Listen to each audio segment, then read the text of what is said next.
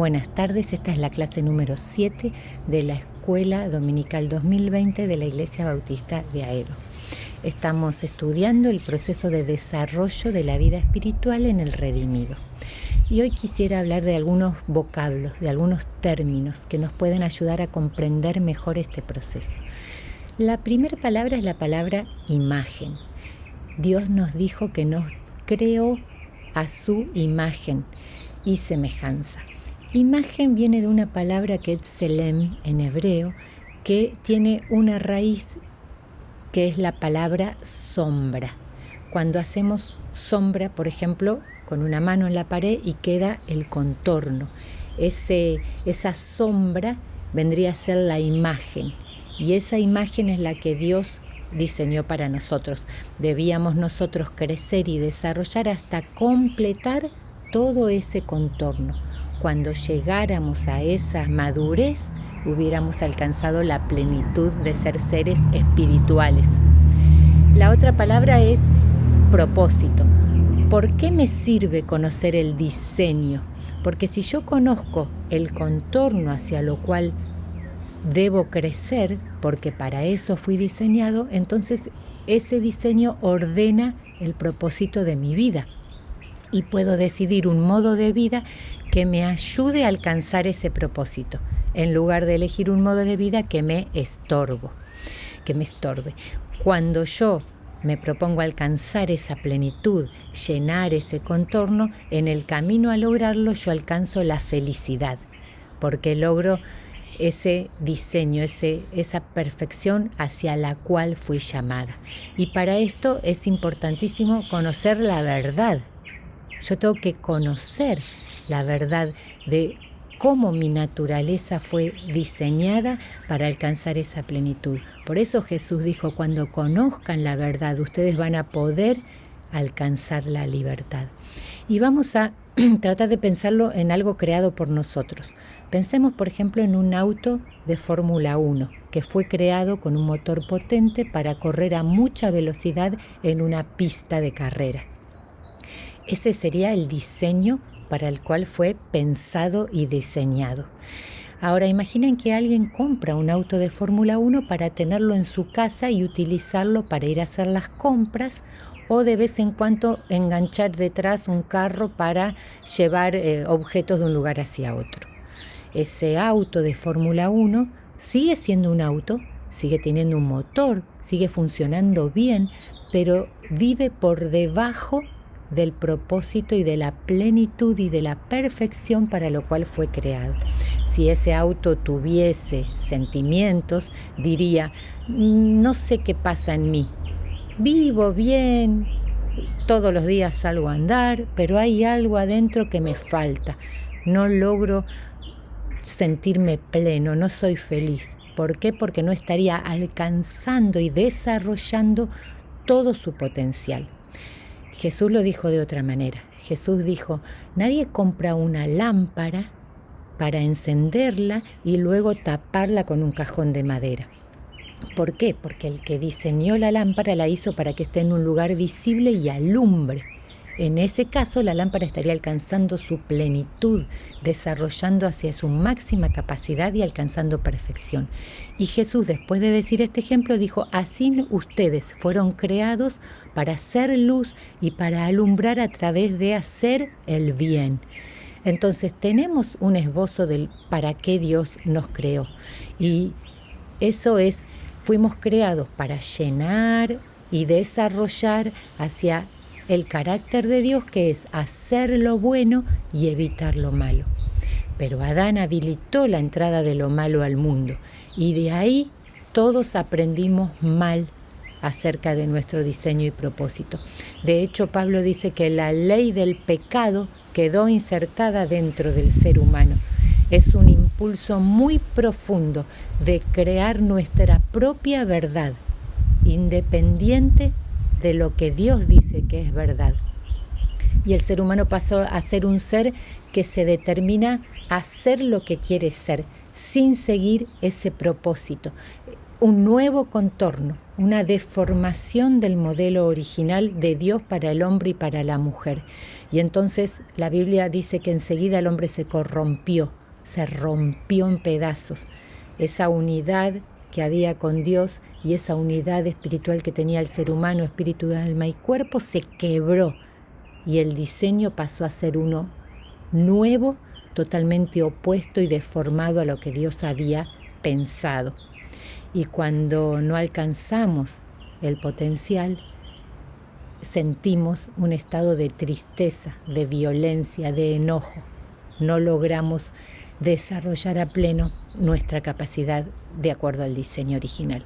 Y entonces hay dos maneras de ver el mal o el pecado. Estas dos maneras es lo que determina en el redimido que avance o que retroceda. Una manera de ver el pecado es verlo como lo vio Eva, algo agradable que se te niega. Vuelvo a repetir, una manera de ver el pecado es algo deleitoso, algo lindo que Dios me niega. La otra manera de ver el pecado es, le quito ese ropaje de deleite y me doy cuenta que no es un fruto deleitoso, sino que es un fruto venenoso, que lo único que hace es arruinar y estorbar mi capacidad de llegar a plenitud de vida. Entonces, o veo el pecado como algo deleitoso y lo quiero alcanzar y Dios me lo prohíbe, o veo el pecado como un estorbo para alcanzar esa plenitud de vida, como algo venenoso, y entonces voy a procurar quitarlo de mi vida. Estas dos maneras de ver el mal y el pecado en el redimido es un estorbo o una ayuda en el proceso de desarrollo. Y lo que queremos ver hoy es a qué se refiere Dios con el pecado. Dios usa 4 palabras distintas, progresivas de lo que es el mal, y yo quiero que las identifiquemos para luego poder quitarlas de nuestra vida. ¿Por qué? Todos fuimos afectados por el pecado. Nosotros los seres humanos no nacemos completos, sino que tenemos que desarrollar la manera de conocer, la manera de decidir, la manera de mantenerlo decidido y la manera de pensar. Todo eso lo tenemos que desarrollar y lo aprendemos en base a la familia donde fuimos creciendo, a los estudios recibidos y a nuestra capacidad de ver cómo es el mundo. Por lo tanto, puede ser que nosotros mismos, de nuestra ley interior, inclinados al pecado, nos hicimos daños, o puede que otros hayan dañado nuestras vidas. Y por eso tenemos que identificarlo. La primera palabra que Dios usa para pecado es katá, que significa errarle al blanco, no alcanzar la meta, querer apuntar hacia un objetivo y que salga otro.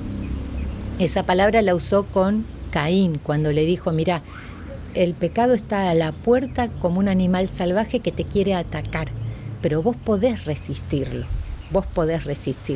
En griego esa palabra significa un poder muy fuerte que nos arrastra, que nos impulsa a rebelarnos contra Dios, pero que podemos resistirlo, una debilidad.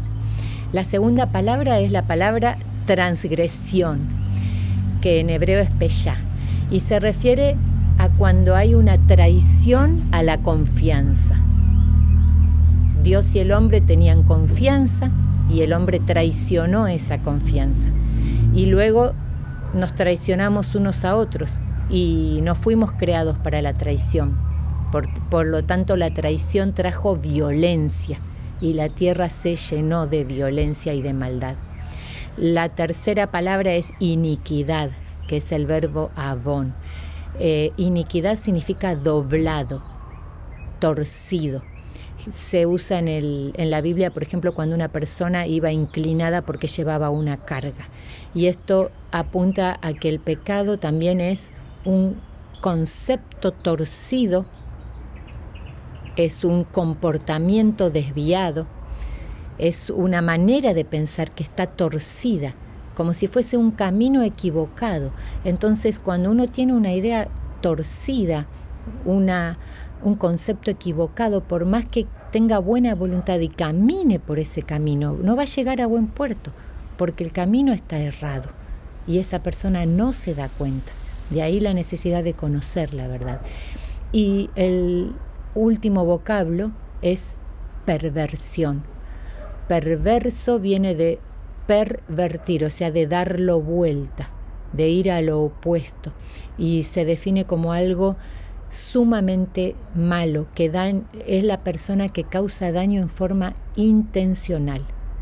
Con las otras definiciones de pecado, con la traición o con la mala intención, la persona busca sacar un provecho, o sea, va a hacer lo malo, pero porque tiene una ventaja.